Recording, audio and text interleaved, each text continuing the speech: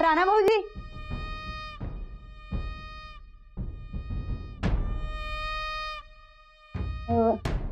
कुठे चालायसा? मळ्यात जाऊन येतो. मळ्यात कशाला? काम आहे. अहो असं काय काम निघालं अचानक? ते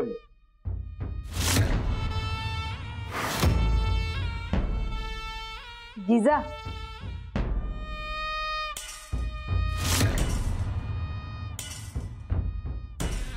यो श्रीहरी कवा काय हल्ला करत काय गॅरंटी नाही, म्हणून जरा. अहो राणा भाऊजी, त्या नवरा बायकोच्या मॅटर मध्ये तुम्ही कशाला पडतायसा? ती दोघं नवरा बायको नाहीत. बरं नाहीत, पण तुम्ही कशाला जातायसा? त्या जिजापासून तुम्ही लांब राहणार असा शब्द दिलाय तुमच्या भावाला.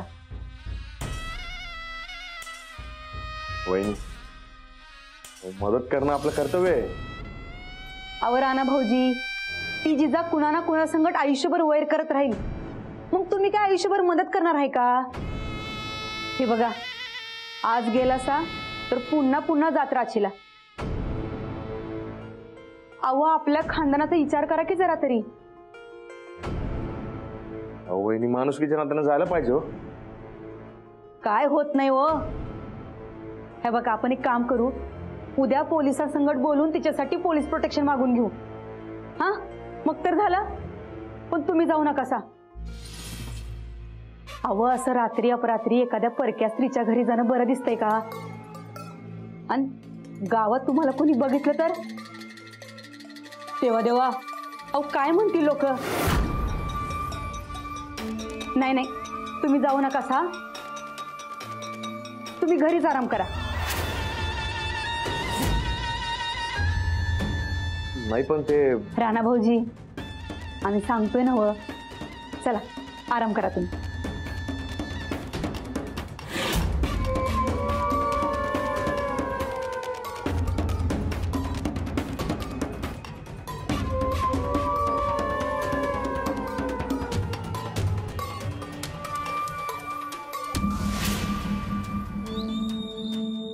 वा ताई, जाऊ वा, एक नंबर.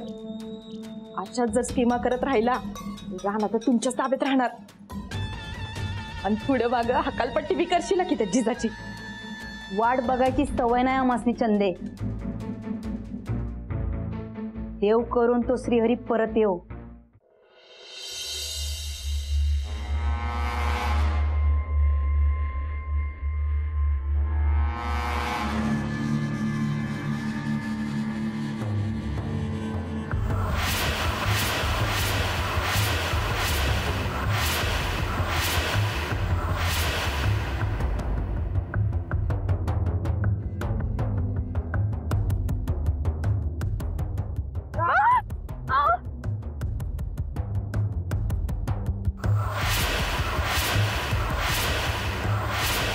अरे,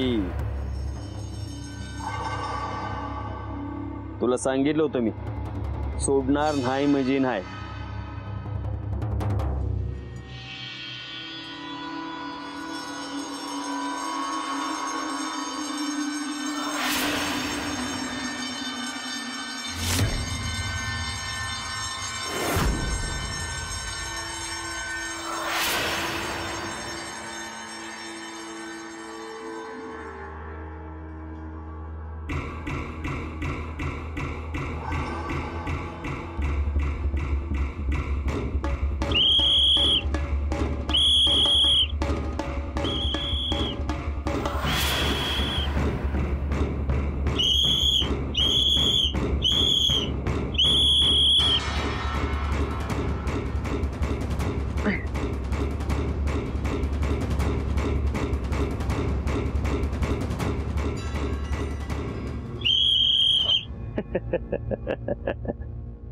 तू किती बी शिट्ट्या वाजव, तो बरकत काही येत नसतो. कारण त्याचा कार्यक्रम कवाच ओळखलाय मी.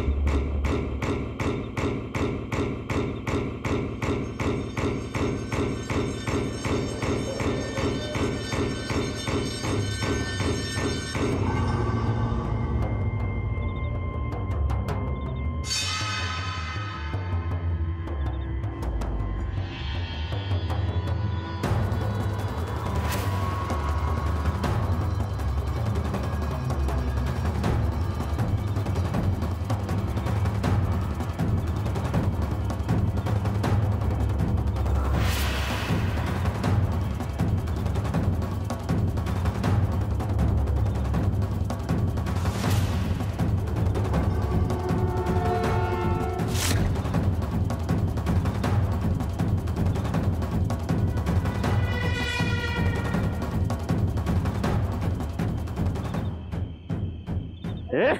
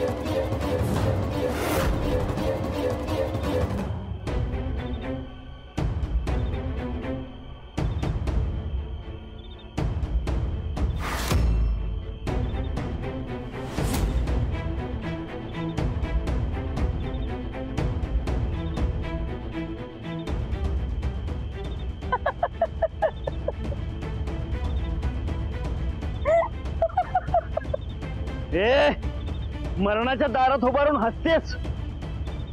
मरणाच्या दारात मी नाही, तू उभा आहेस. आता तू संपलात म्हणून समज. ते ना मग आज आम्ही स्वयंपाक बनवला होता, कसा झाला होता? एक नंबर बघ. खरं सांगताय ना? खरंच की वाढलंच शेवटी नशीब. आता तू काय वाचत नाही बघ. काय करतो मी ते बघत.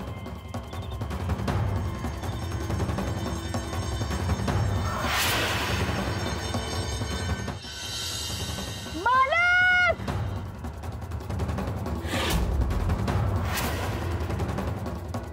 हो मालक! कोण ओरडाले? काय माहित. अहो बघा की, उठा. पैलवान! ओ पैलवान!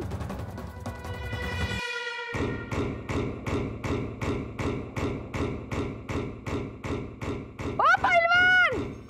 ए, तू किती बी बोंबाल, तुला वाचवायला आता कोण येऊ शकत नाही. आता तू मेलेस.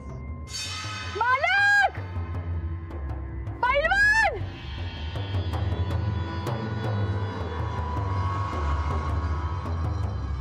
मालक! पैलवान! मालक!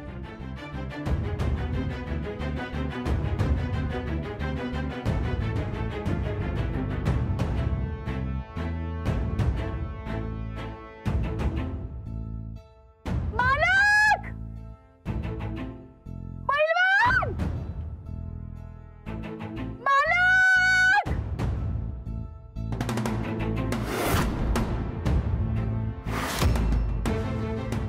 ए, तू किती बी बोंबाल, तुझ्या मदतीला आता कोण बी येत नसते, लक्षात ठेव. पैलवान!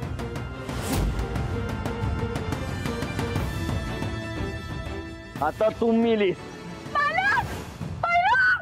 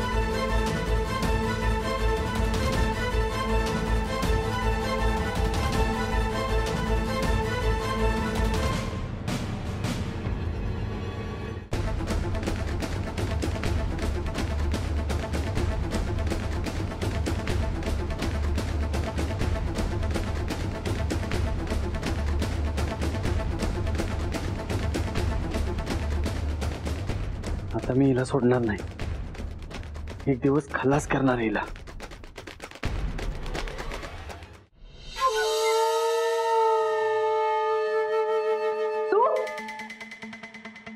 तू इथं कशी काय? ह्या बाईला घरापासून लांब ठेवायचं म्हणलं, आम्ही तरी दारातच आले की. ए बाई, तू खरं झोपू तरी दे आम्हासनी. हे कशाला आलीस इथं? लाज कशी वाटत नाही होत भिला? टिटकायची सवयच असते या बायांना. जिजा, अगं तू कशाला आलीस या येळेला? कशाला आली म्हणून काय विचारताय सा गोदाक्का? राणा भाऊजीसनी घोळात घ्यायला लागली ही बाई. मला तसल्या काय सवयी नाहीत. मग या टायमाला इथं कशाला आलीस?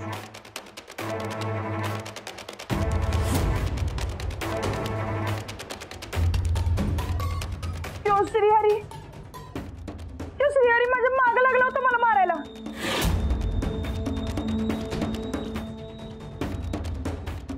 ए बाई, तू तुझा नवरा एकमेकांची डोसकी फोडा, नाहीतर एकमेकांचा जीव घ्या.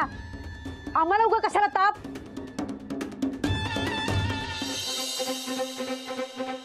राणा भाऊजी, ती बाई अजिबात चांगली नाही. ए, आत्ताच्या आता थोबड काळ कर तुझं इथनं. आमच्या साध्या भोळ्या दिराला अडकवायला लागलेस काय? नवरा मारायला आलाय म्हण. राणा भाऊजी, नुसती कारण सांगून घरात घुसाय बघते ही. अहो वहिनी तसं नाही. अहो खरंच तो त्यासनी मारायला आलता बघा. अहो मी टाइमच पोहोचलो म्हणून त्यांचा जीव वाचलाय. हे बघा.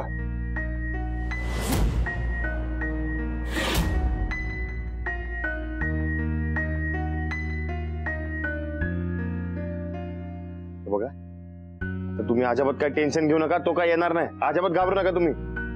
मी आहे ना बा, आणि मी असताना अजिबात काय काळजी करायची नाही.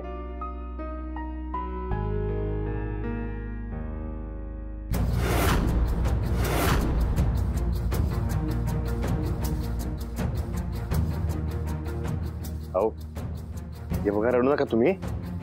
सांगितलं ना बा, अजिबात काळजी करू नका. काय बी होणार नाही. मी आहे ना बा.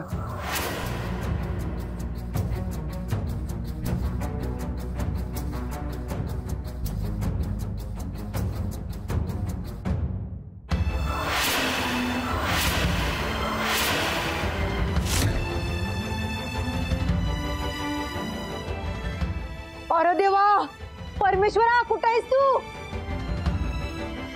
या बाईला काही लाज शरम आहे का नाही? छी,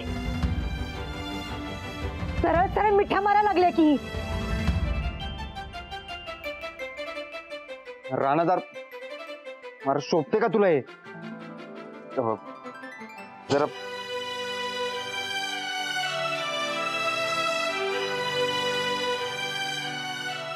सूरज, अरे जीवावर भेटलं होतं रे त्यांच्या.